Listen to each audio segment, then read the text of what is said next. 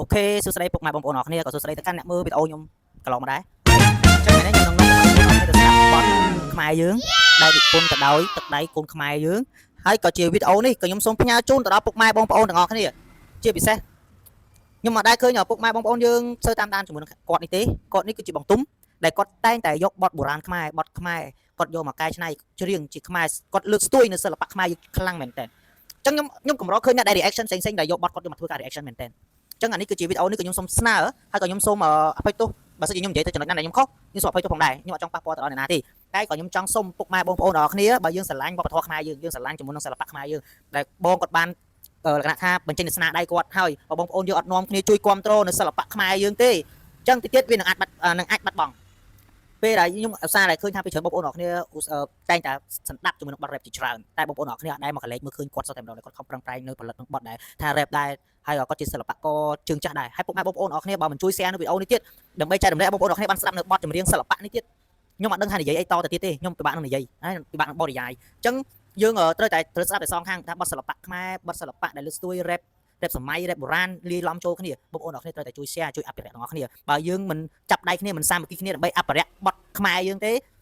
បងប្អូនកុំឲ្យអ្នកចិត្តខាងគេវាយប្រហារយើងគេថាយើងជាខ្មែរយើងមិនលើកស្ទួយបទសិល្បៈខ្មែរយើងផងអញ្ចឹងយើងទៅលើកស្ទួយនៅបទរបស់គេក៏វាពិបាកដែរអញ្ចឹងខ្ញុំសុំខ្ញុំនិយាយហើយនិយាយទៀតខ្ញុំសុំណាបងប្អូនអរគ្នាខ្ញុំសុំពុកម៉ែបងប្អូនអរគ្នាជួយ share បទនេះហើយបងប្អូនអរគ្នាអាចមិនបាច់មើលបទបើខ្ញុំធ្វើ react ក៏បានដែរបងប្អូនចូលទៅ channel របស់បងទុំក៏បានដែរបងប្អូន share បទគាត់ទៅហើយគាត់មិនមែនជួលឲ្យខ្ញុំមកធ្វើ react បទគាត់ដែរក៏អត់ជួលខ្ញុំនិយាយដែរតែខ្ញុំមើលឃើញតែភ្នែកខ្ញុំនិយាយអ្វីដែលត្រង់ខ្ញុំជួយនិយាយដែលត្រង់ឲ្យចំតែម្ដងបងប្អូនសប្បាយចិត្តបងប្អូនអាចបន្តជាមួយនឹងស្ដាប់បទនេះបើថាបងប្អូនមិនសប្បាយចិត្តបងប្អូនអូសទៅបងប្អូនស្ដាប់បទណាដែលជា fan ដែលជា idol របស់បងប្អូនស្ដាប់បទនឹងចោះអូខេអញ្ចឹងឥឡូវខ្ញុំនឹងនាំបងប្អូនអរគ្នាដែលជាអ្នកដែលស្រឡាញ់នៅវប្បធម៌ខ្មែរអ្នកដែលស្រឡាញ់ខ្មែរគ្នាឯងអ្នកដែលលើកស្ទួយនៅសិល្បៈខ្មែរមកស្ដាប់បទរបស់បងទុំទាំងអស់គ្នា Let's go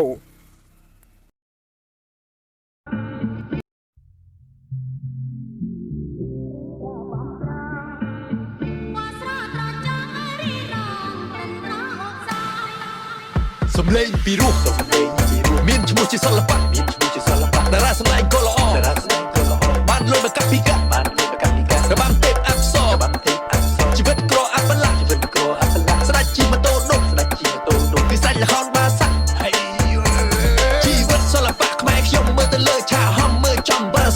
សុតខ្លះទៅដាក់ខ្លះទៅនោះចេះទៅរស់កំដរទុកអ្នកខ្លះនៅមិនសុខបុករកសិល្បៈអ្នកខ្លះពេកជ្រាយជាន់ឈ្លីនៅសិល្បៈយកលុយមិនទិញនៅសិល្បៈអ្នកខ្លះមិនដែលស្គាល់យើងសោះលឺឈ្មោះគេខ្ពើមិនចង់ប្រឡាក់សិល្បៈបុរាណជើងចាស់សោះថ្ងៃខំថែរក្សាបព្វធម៌ដល់ប្រពៃតែសំដែងម្ដងបានលុយតិចជាងអ្នកផ្សារលក់ត្រីមីនំមីនាងថានៅពេញឆាកមាសពេជ្រកែវកងនោះគឺមានមិនខ្វះតែពេលដល់ផ្ទះហូបបាយពងទាណាជាមួយទឹកត្រីរឿងនេះរឿងពិតខ្ញុំមិនមែនបោកខ្លី Really សំឡេងពីរោះមានឈ្មោះជាសិល្បៈតារាសម្ដែងក៏ល្អបានលុយមកកាប់ពីការបាំទេពអក្សរជីវិតក្រអបលាស្ដេចជីម៉ូតូដុកសាច់ល្ខោនបាសាក់ពេលសម្ដែងគេសប្បាយចិត្តអ្នកខ្លះគេគិតថាគ្មានតម្លៃជាជួបអង្គហើយលវិញជូចង់ដៃអ្នកខ្លះគេប្រចាំប្រពន្ធនឹងប្តីសបាយគេទះដៃសបឹងគេកេះកៃអត់មានរឿងអីណាក៏គេចង់វាយមនុស្សដូចគ្នាសោះធ្វើចរិតដូចសត្វព្រៃ That's why what I'm talking about ផលិតកម្មខ្លះដូចកម្មផលិតប្រើលើសណាកម្រិតរឹតបិទណាកំរាមស៊ីលើស៊ីក្រមដោយវិសាជាជួបឈាមលុយមិនឲ្យភ្លាមណាចង្កាក់លោកសៃតារាស្រុកគេឲ្យ$10000តារាស្រុកខ្មែរឲ្យតែកដាហាពេលដែលទីតម្លៃខ្លួនគេថាល្បីត្រង់ណាហាំមកសង្កត់ចិត្តតែខ្ញុំរស់ដល់ពេលណា Take it easy don't forget about me I got to tell you some I didn't come here just for fame I just come here to show my pain Don't be ashamed It's not a game We're not the same Be careful That's what happened បងប្អូនអរគ្នាខ្ញុំសុំកាត់តិចណាបងប្អូនអរគ្នាអញ្ចឹងមែនអត់ខ្ញុំក៏ខ្ញុំអាសាលឺដែរពេលដែលតារាយើងខ្ពស់លើកស្ទួយពេលតារាជើងចាស់ពីច្រើនតម្លាក់តម្លៃតម្លាក់អីឲ្យគ្នារំពឹងអីព្រោះថាចេះបងប្អូនអរគ្នាខ្ញុំចង់និយាយមែនណាខ្ញុំមិនខ្ញុំខាងណាក៏ជាសិល្បៈខាងណាក៏ជា idol របស់រៀងខ្លួនដែរហើយគ្រាន់ថាអ្វីដែលសំខាន់យើងគុំថាលំអៀងមនុស្សយើងចូលចិត្តតែលំអៀងស្ដាប់បទតែមួយខាងចេះអត់នោះគ្នាលើកស្ទួយអញ្ចឹងចង់និយាយថាមិនថា rapper ជំនាន់ក្រោយមិនថា rapper ជំនាន់មុនទេតែងតែយកបទលាយឡំជាមួយនឹងបុរាណ តែគ្រាន់តែថាបុរាណក៏មានបុរាណសម័យក៏មានសម័យអញ្ចឹងយើងនាំគ្នាលើកស្ទួយអត់អស់ប៉ុណ្ណឹងអញ្ចឹងបានថាខ្ញុំនិយាយមែន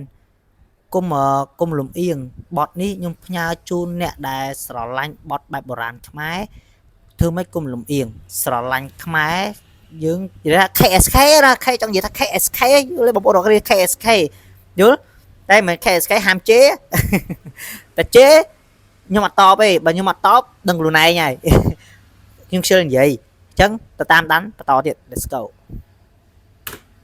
ប្រយ័ត្នជាប់ផ្ទះបឌីគ្នានេះទៅថាប្រយ័ត្នកូនធ្លាក់ព្រោះសំដីដែលជាអាវុធគិតពុតមិននឹងជាដុតលើកដុតផ្សែងមុខក្រាស់គ្មានឯងចង់ហោះដូចខ្លែងតែមិនអាចលះកតុយបត់អត់ដំកទេលក់គួរព្រោះតែលុយទោះស្អុយគេឈ្មោះឲ្យទៅបានសហុយកុំធ្វើជាតកសិទ្ធត្រូវធ្វើធំអគុយត្រូវភ្ញាក់រលឹកឡើងលើកគេឈ្មោះឆ្កុយកុំប្រថុយប្រយ័ត្នឆាប់ផុយ Okay listen Let's start កុំឲ្យខាតកុំឲ្យខូចយើងជាអ្នកសិល្បៈកុំឲ្យគេបើកមាត់ជ័យចូលចាក់ជ័យចាក់ស្គរចាក់ចកេះគល់កយកយើងគឺកំដរមនុស្សល្អបែរជាខូចមានណាឲ្យតម្លៃយើងទេមានតែយើងឲ្យតម្លៃខ្លួនឯងទេគេយើងបាច់ចាំគេមកពេលជើងយើងដែលទៅនេធាក់យល់ទេ I don't care I gotta go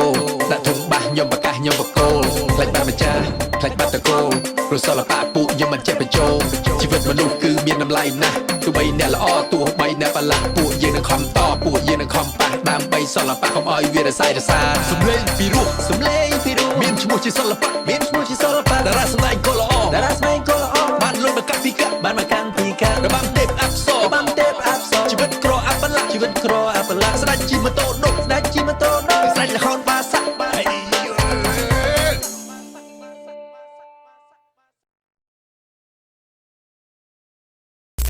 អូខេពុកម៉ែបងប្អូនអូខេបានតាមដានទស្សនាជាមួយនឹងវីដេអូរបស់បងទុំដែលគាត់បានបកស្រាយរួចហើយអញ្ចឹងអានេះគាត់ខ្ញុំអាចនិយាយបានថាបទរបស់គាត់ទេគាត់ឈឺចិត្តបទគាត់ឈឺចិត្តលក្ខណៈថា